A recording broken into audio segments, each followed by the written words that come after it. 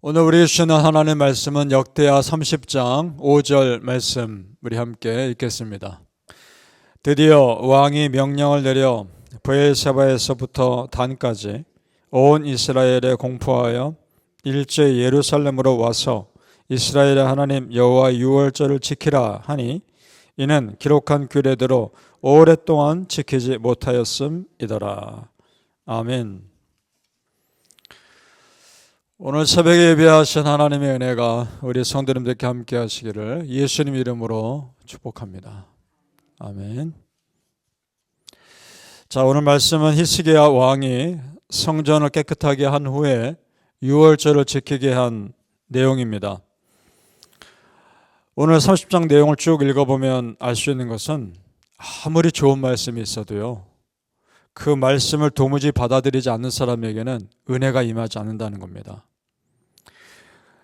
그런 면에서 보면 우리가 지금 십자가 복음 받아들이고 예수 믿는 자로 구원받아 이렇게 산다는 거 정말 축복입니다. 우리가 예수 믿는 크리스찬으로 산다는 거 축복임을 믿으시길 정말 바랍니다. 아멘. 우선 히스기야 왕이 온 백성들에게 유월절 지키도록 권면합니다. 1절을 가보시겠습니다. 1절 우리 함께 읽어볼까요? 1절입니다. 시작. 히스기야가 온 이스라엘과 유다의 사람을 보내고 또 에브라임과 므낫세의 편지를 보내어 예루살렘 여호와의 전에 와서 이스라엘 하나님 여호와를 위하여 유월절 지키라 하니라. 아멘. 자, 히스기야는 남쪽 유다 왕이죠. 그런데 내용을 잘 보면 북이스라엘 사람들에게까지 유월절을 지키라고 초청하고 있다는 겁니다. 근데 사실 북이스라엘은 이미 망한 상태입니다. 아수르라는 나라에. 지금 북이스라엘은 그래도 남아있는 이스라엘 백성들이 있었던 거죠. 그래도 같은 민족이니까. 그래도 같은 뿌리를 가지고 있는 민족이니까 은혜로운 일에 초청을 합니다. 그런데 계속 쭉 내려가다 보면 그 유월절 지키는 일을 바로 하지 못하고 약 한 달 정도 딜레이 된 것으로 보입니다. 자, 2절에서 3절을 보시죠. 제가 읽겠습니다. 2절에서 3절입니다. 그 이유가 나옵니다.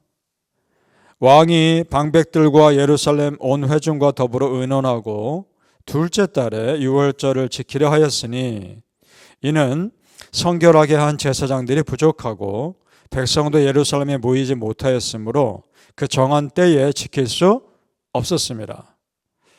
아멘. 바로 시작하지 못하고 첫째 달에 시작하지 못하고 한 달 뒤쯤 둘째 달에 시작할 수밖에 없었는데 그 이유가, 가장 중요한 이유가 성결하게 한 제사장들이 부족했다라고 말합니다. 제사장들이 부족해서 예배를 드릴 수가, 집행할 수가 없었던 겁니다. 자, 왜 그랬을까요? 그 히스기야 왕의 아버지 아하스 왕이 굉장한 우상 숭배자라고 말씀드렸었죠. 이때 제사장들이 그 우상 숭배에 포함됐던 겁니다.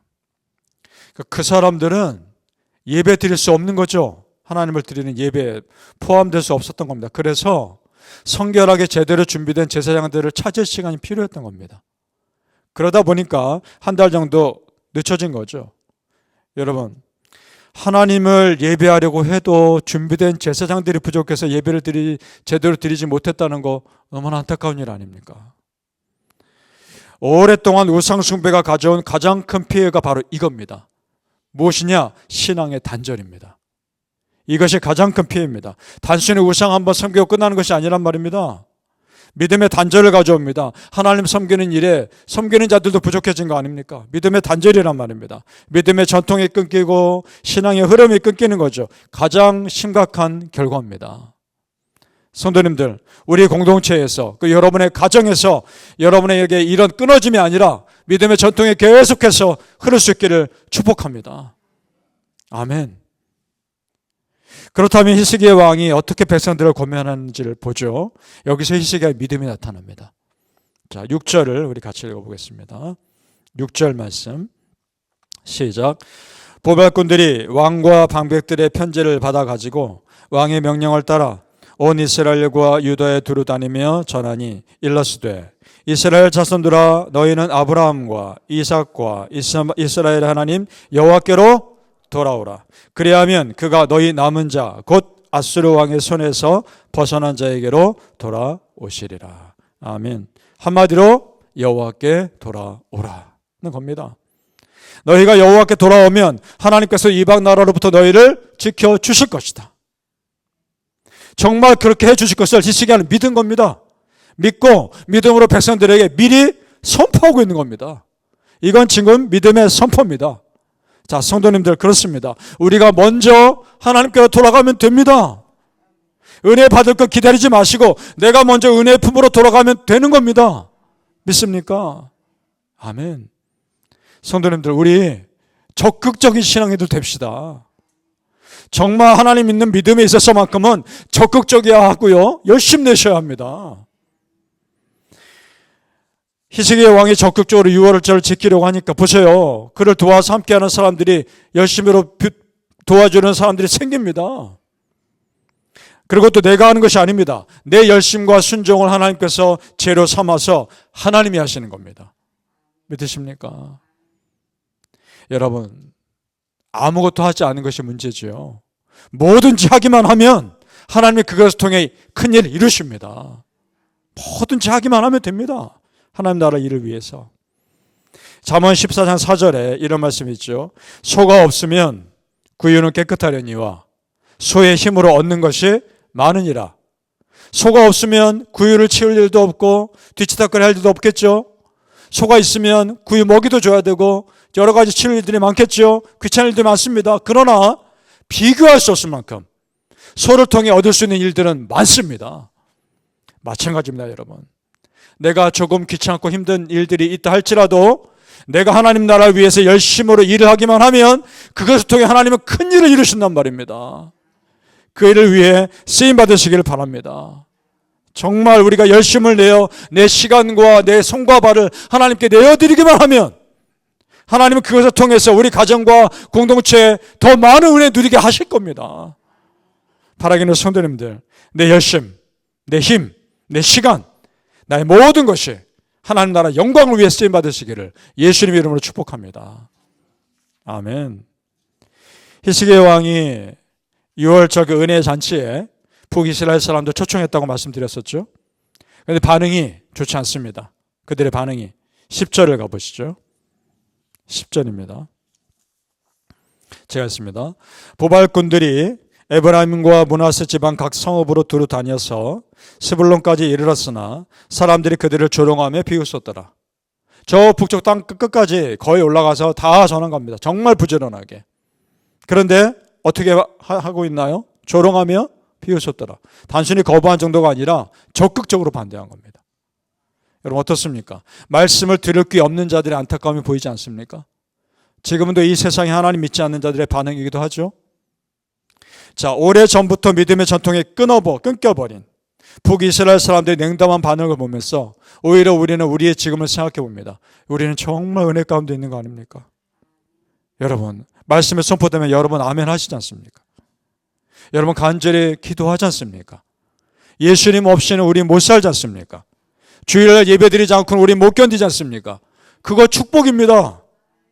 정말 우리가 하나님 믿는 믿음 아래 산다는 거 정말 비교할 수 없는 축복입니다. 꾸준하게 내 믿음 지킨다는 것이 얼마나 소중한 것인지를 깨닫습니다. 그렇습니다. 우리가 여전히 믿음의 울타리 안에 있다는 것이 그저 감사입니다. 그렇다면 반대로 유다 백성들의 반응을 볼까요? 북이스라엘이 아니라 남쪽 유다 사람들 12절로 가보시죠. 12절 같이 읽습니다. 시작. 하나님의 손이 또한 유다 사람들을 감동시키사 그들에게 왕과 방백들이 여호와의 말씀대로 전한 명령을 한 마음으로 준행하게 하셨더라. 아멘. 남쪽 유다 사람들은 다릅니다. 달랐습니다. 그래도 믿음이 끊기지 않았으니까. 그 차이가 있는 겁니다. 백성들이 한 마음으로 따랐다는 겁니다. 그 이유가 앞에 나오죠. 하나님의 손이 유다 사람들을 감동시키사. 그럼 질문이 듭니다. 그럼 북이스라엘 사람들에게는 하나님의 손이 감동시키지 않았다는 것인가? 아니요. 하나님은 똑같이 역사하십니다. 그들이 받아들이지 않은 겁니다. 그들이 거부한 겁니다. 지금도 마찬가지입니다. 지금도 마음만 먹으면 얼마든지 교회 나올 수 있습니다. 얼마든지 예배 드릴 수 있습니다. 얼마든지 예수님 받아들일 수 있단 말입니다. 그러나 그들이 거부한 겁니다. 자기가 거부한 겁니다. 성도님들, 우리는요, 지금 내 삶에 여전히 흐르고 있는 하나님의 은혜를 내 믿음으로 취하는 겁니다. 믿습니까? 지금 여러분의 삶에 은혜가 곳곳에 흐르고 있습니다. 그것을 믿음으로 취하는 겁니다.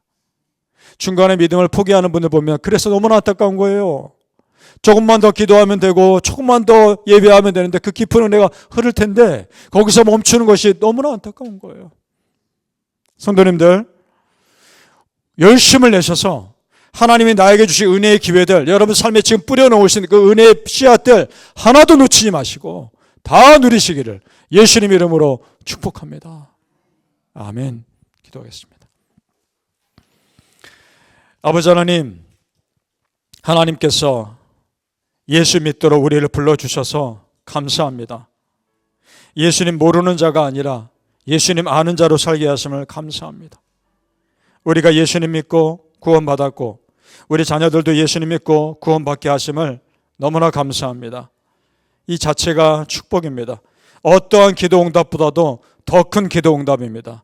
아버지 하나님, 평생토록 우리 가정에서, 우리 성도님들의 가정에서 믿음이 계속 흐르게 하여 주시옵소서. 우리 교회에서도 믿음이 계속 흐르게 하여 주시옵소서. 정말 그것이 축복임을 알고 믿음의 가정들 다 되게 하여 주시옵소서.